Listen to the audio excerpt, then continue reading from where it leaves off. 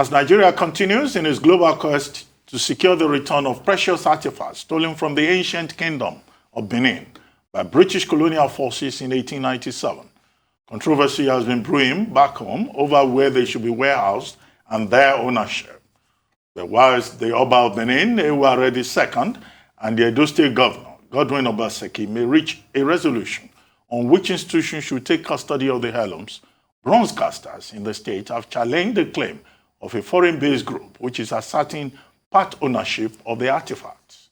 To discuss the twists and turns surrounding the custody and ownership of the Benin bronze artifacts, we're now being joined by the former Edo State Commissioner for Arts, Culture and Tourism, Osaze Osemwingie-Ero.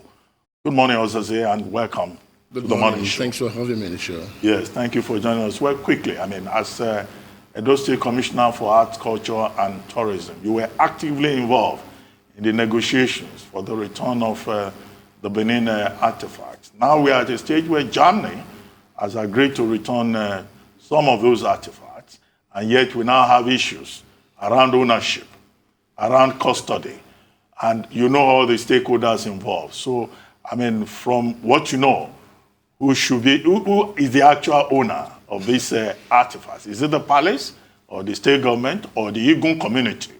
And who should take custody of those artifacts when they eventually returned? Well, thank you for having me here. And this is a very controversial question. But again, we should know that as Beninese, the Omonoban Edo Ukwu His Royal Majesty, the Oba of Benin, is the custodian of our culture, Edo culture. And I don't think there's any controversy. As a former commissioner for art and culture, we were working in the interest of returning those artifacts back to Edo State. And the great state governor as well has worked tirelessly for the return of those artifacts, traveling up and down, setting up committees to make sure those artifacts are returned. Those artifacts were stolen from the states, from the Benin in 1897, and there's been a lot of issues surrounding the return. As Commissioner for Culture, we were working seriously on that, and I'm glad that we are discussing the return of those artifacts now. Again, we created a lot of awareness as state government and as Commissioner for Culture about these artifacts. In 2018, we did the Edo Festival for Arts and Culture when we exhibited the photo of these stolen artifacts in their various locations across the globe. The museums where these artifacts are kept. And we've done a lot of work, create awareness, and that's the festival and the exhibition of those stolen artifacts we had done in the Palace of His Royal Majesty in 2018, commissioned by the governor of Edo State, Obaseki. So I don't think there's any issue with this. We just need to put our acts in order. The most important is that now that these artifacts, the Germans have agreed to return these stolen artifacts, which is a step forward compared to where we were some years back. Again, I was on a trip in 2019 having a meeting with the Nigerian ambassador to Germany, His Excellency Ambassador Tuga, on the Berlin Artifact Registration Campaign, when I was actually arrested in 2019 in Amsterdam. So I'm glad that this is coming home. I just came back yesterday, and I'm happy that we're coming home. And it will be resolved. There's no issue, because the press should stop spreading a lot of rumors. People are now coming that they have interest in this, they have interest in that. We know as Beninese, as the Edo people, that we're glad that these artifacts are coming back home.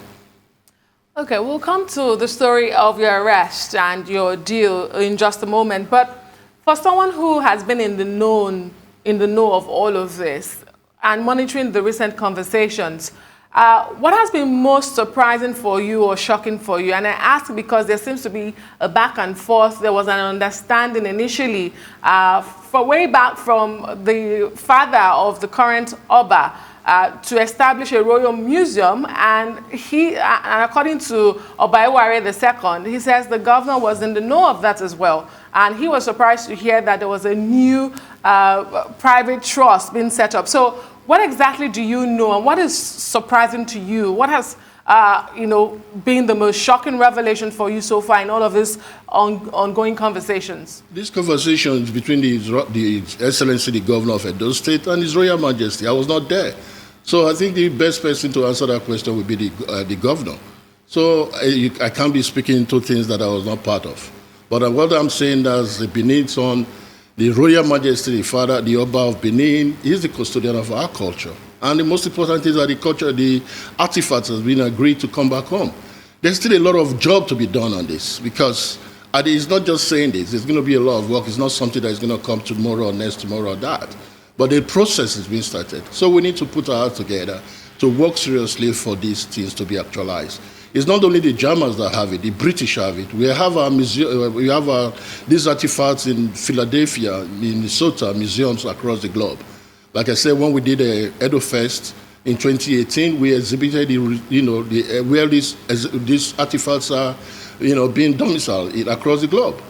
So I'm glad. The most important is the step forward that the Germans have agreed to return it, which is very good. So other countries like France, Britain, and other places will take the lead and do the same thing. Okay? All right, Mr. Osaze Osemwingie-Ero, let's talk about your ordeal. What happened? Why were you arrested? What is this ordeal? Very good question. Like I said, I was on official duty to Berlin on the 2nd of December 2019. In company with the former commissioner for local government and chieftaincy affair, Osaze Osemwingie-Ero. We were actually going for a meeting about these artifacts on the invitation of the Nigerian ambassador to Germany, His Excellency Ambassador Tuga. We were, en route through Amsterdam. We used KLM flight. We left Lagos and go to Amsterdam, and transit. And I was surprised that I put my passport through the transit hall and be flagged up. And I called the police and asked them what was going on, and they said, that there's issue with my passport, that I'm wanted in Italy. I said, Italy? What's going on? He said, for mafia-related offenses. I was shocked. I was surprised. I was confused. I didn't understand because the last time I visited Italy was in 2013. And you're telling me that I've been wanted in Italy for a mafia-related offenses. So we did what we could. I called the governor immediately to tell him what was going on. And the first question the governor asked me, are you innocent? I said, sir, yes, I am. I don't even know what is going on. Of course, I called my friends and my families and all that. And, we were all confused. So we started the process, got the lawyers, got in Nigeria. I called the Nigerian ambassador to Germany, Ambassador Tuga, who invited us and told him what was going on. And he contacted his colleague in Holland. And they gave me a lawyer. We started the process. We still even didn't know what was going on. We went to court, tried to fight the extradition because my lawyer requested for more proof from Italy to tell them what was actually going on. They didn't bring anything, only for them to say that I was involved in mafia-related offenses with a very huge crimes of kidnapping. The allegations was huge. Kidnapping, prostitution, human trafficking, importation and exportation of firearms, importation and exportation of drugs, importation and exportation of... it was serious. So I didn't even know where to begin from. So we did all we could, went to court, tried to fight the extradition. Eventually it failed and I was extradited to Rome, Italy, on the 21st of February 2020, where the case actually started. Then on the 9th of March, I had the opportunity to be in court, first time, which is Freedom Court. And my lawyers challenged my arrest because they said the arrest procedure was not properly followed. There were a lot of errors in the prosecutor's arrest procedure. We had a victory on the 12th of March, and I was released, only for the prosecutor to come again and arrest me and said he was issuing a prosecutor's arrest warrant without even leaving the prison. So for all this, it became clear that I was a victim of racial discrimination and the manipulation of a very corrupt prosecutor, Dr. Stefano Castanelli, of the Italian justice system. That was what was going on, that went on. So we started the process. He rearrested me again. We went to court, and in July 10th, we had the opportunity to be in front of the court again and the judge, which was the pre-trial. So in all this while, I was in maximum security in Rome. I was thinking that I would have the opportunity to, once I go to the court, tell the judge what happened, and there's no single evidence against all these allegations, I will be released. But that was not the case. We were dealing with a very corrupt prosecutor who have jailed over 300 Nigerians in prison in maximum security across the globe, in Italy. So he said, I came for a meeting in 2013, and luckily enough, the meeting was recorded, was bugged by police, which was very good. He did his translation. He had it very doctored, and my lawyers were paid for another translation as well, and it was different from the one he presented in court. So on the 10th of July, I raised my hand and told the judge, where is your evidence against me? You've kept me in maximum security in prison for over 7 months. I still don't know I've still not seen any single evidence of your accusations. So, and the judge said, then the lawyer said, the prosecutor said I should do the short trial, which they call abbreviato there.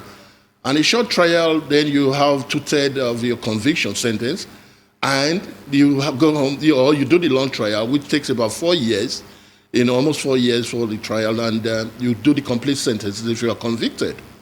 And I told my lawyer, what is different? He said the short trial, they judge you based on the case file. And apparently the prosecutor have investigated the so-called association for over 5 years, because they brought the case file to me and I read through it, saw it's been on their phone. There were phone interceptions for over 5 years.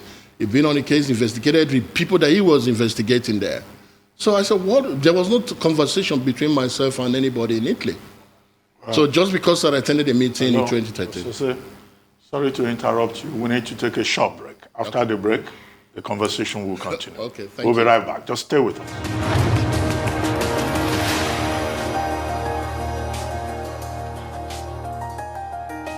Welcome back to the morning show here on the Arise News channel. Our guest is still former Edo State Commissioner for Arts, Culture and Tourism, Osaze Osemwingie-Ero.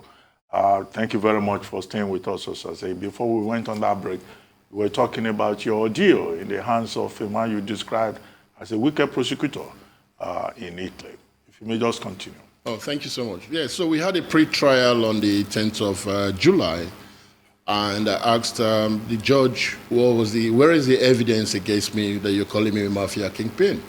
And apparently they couldn't produce anything, and only for the prosecutor to say that I should do the short trial and have a house arrest. I said, but you give me house arrest, you're already convicting me without even producing the evidence that you have against me.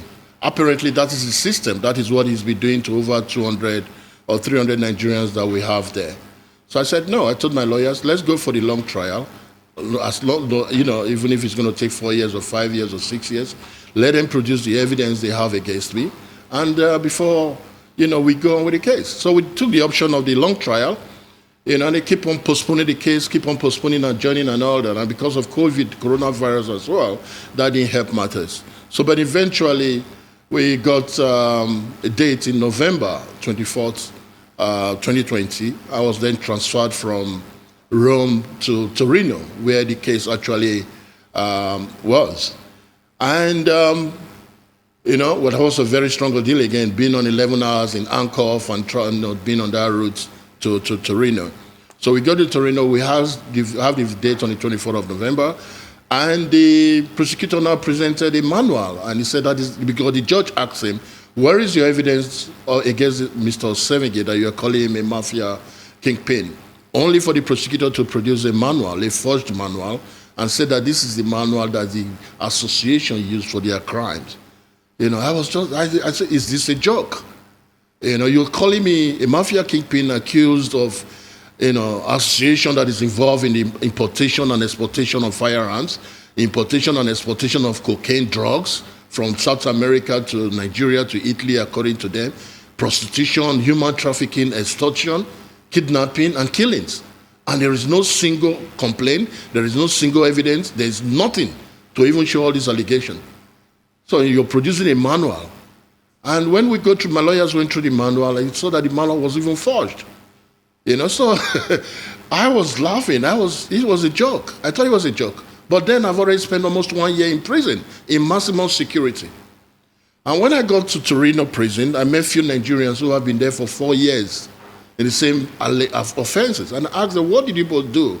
They told me they didn't do anything. They all did a short trial. They didn't have money to take lawyers. They didn't have money. They didn't have a case because the government, the prosecutor, gave them government lawyers that he was manipulating as well against them. So they have a chance to make appeal. I said, okay, why did you guys have it? You've been there for almost 2 years. You made an appeal, or more than 2 years. Why did you not speak in your appeal? They said that when it got to the appeal, they've already gave them 9 years, 10 years, 11 years, according to their positions in the association.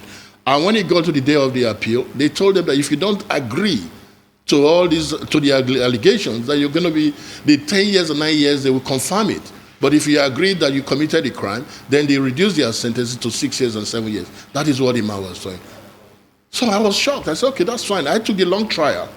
So we did all that, and on the 11th of February, 2021, it was the first day I had the opportunity to speak in court. And I told the judge that, first of all, I'm very disappointed that I've been kept in prison for over 1 year without no single evidence of crime committed. And all these allegations by this prosecutor, there's no single crime, there's no single evidence. The crime was not even committed, and you kept me here for over this time. So I spoke to the judge, and I proved them. I told them that the only physical evidence that was produced, the forged manual, is forged, and it cannot be used against me. And I told them that the justice all over the world is about facts and evidence, and this should not be an exception. First of all, I'm a senior government official who was arrested on official duty.